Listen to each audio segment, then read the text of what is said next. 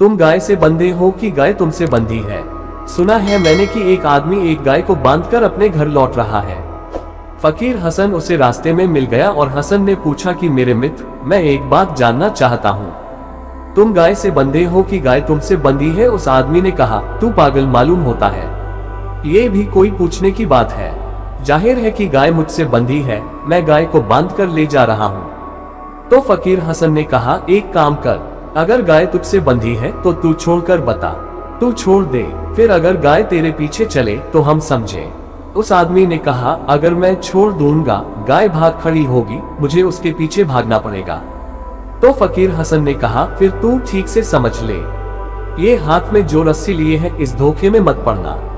अगर गाय भागे तो तू उसके पीछे भागेगा, गाय तेरे पीछे नहीं भागेगी।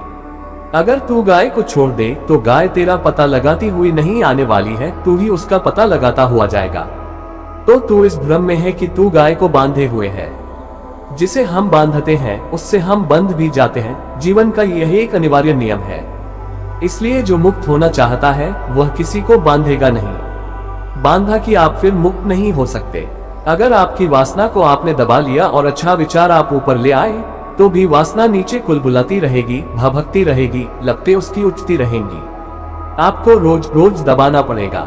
जिसे एक दिन दबाया है उसे रोज रोज दबाना पड़ेगा।